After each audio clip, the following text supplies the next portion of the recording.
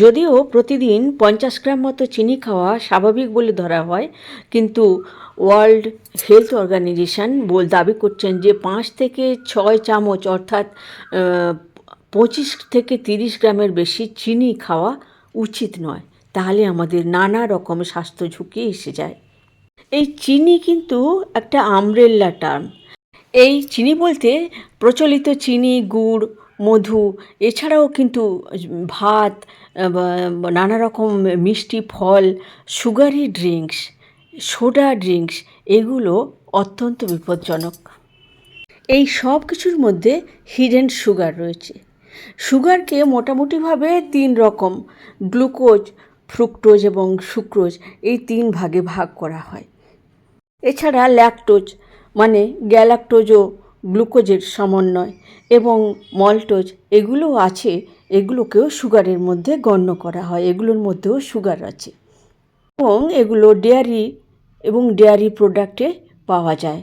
যদিও সব কিছু গ্লুকোজে পরিণত করে শরীর গ্রহণ করে, তবুও গ্লুকোজ বলতে আমরা ভাত, রুটি, পাস্তা, নানা রকম শস্যদানাগুলো, পটেটো এবং নানা রকম শাকসবজি বোঝায়।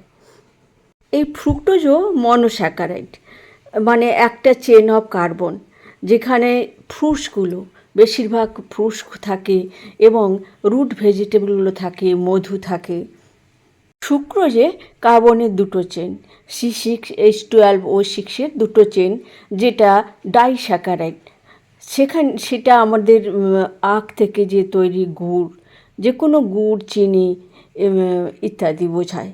এবং ল্যাকটোজ তো আমি বলেছি যে গ্যালাক্টোজ এবং গ্লুকোজের যে মিশ্রণ, সেটি আমাদের ডেয়ারি প্রোডাক্টে পাওয়া যায়, নানা রকম মিষ্টান্ন দ্রব্যাদিতে পাওয়া যায়।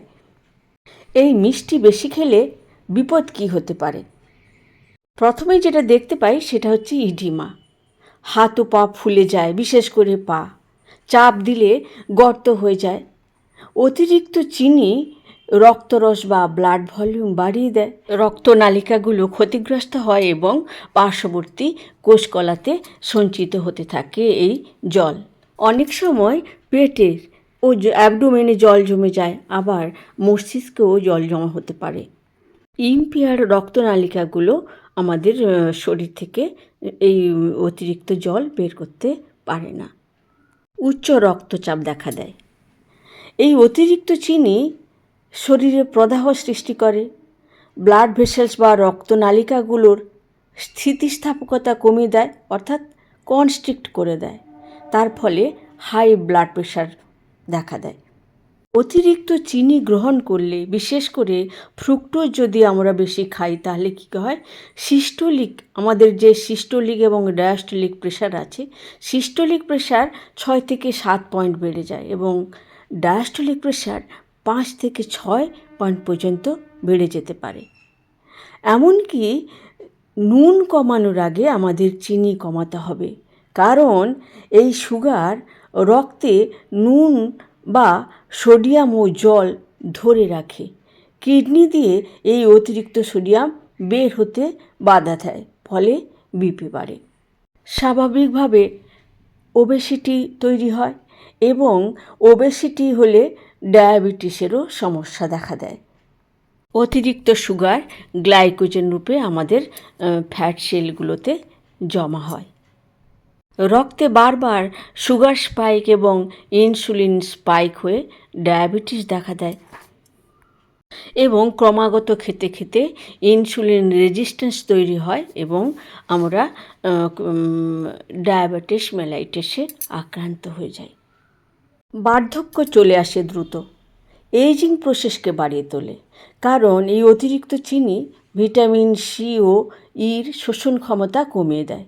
এই অ্যান্টিঅক্সিডেন্টগুলোর অভাবে শরীরে ফ্রি র্যাডিক্যালস বেড়ে যায় এবং বার্ধক্য চলে আসে।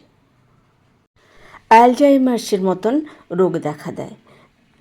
এই চিনি মাথায় অ্যামালয়েড প্লাক তৈরি করে, ফলে স্মৃতিশক্তি কমে, বিভ্রান্তি তৈরি হয়, ব্রেন ফগ তৈরি হয়, একাগ্রতা কমে, ঘুম কমে যায় এবং আরও নানা রকম সমস্যা তৈরি হয়। দেখা গেছে এই অতিরিক্ত চিনি ও ইনসুলিন বারবার বেড়ে গেলে নার্ভ ক্ষতিগ্রস্ত হয়, হাত পা ঝিনঝিন, অবশ ভাব, ব্যথা ইত্যাদি উপসর্গ দেখা দেয়। ক্ষতিগ্রস্ত হয় লিভারও। সুতরাং আমরা এই যে নানাভাবে প্রাপ্ত যে চিনি বা সুগার, যার মধ্যে গ্লুকোজ, ফ্রুক্টোজ, সুক্রোজ ইত্যাদি রয়েছে, সেগুলো যদি আমাদের গ্রহণের পরিমাণ কমিয়ে দিই, তাহলে কিন্তু আমাদের এই সমস্ত সমস্যার সঙ্গে আরও অনেক সমস্যা, এগুলো প্রত্যেকটাই কিন্তু একটির সঙ্গে অপরটির সম্পর্কিত। এই সমস্যাগুলো কিন্তু আমরা এড়াতে পারবো। ভিডিওটি ভালো লাগলে অবশ্যই লাইক ও শেয়ার করবেন এবং মতামত জানাতে ভুলবেন না।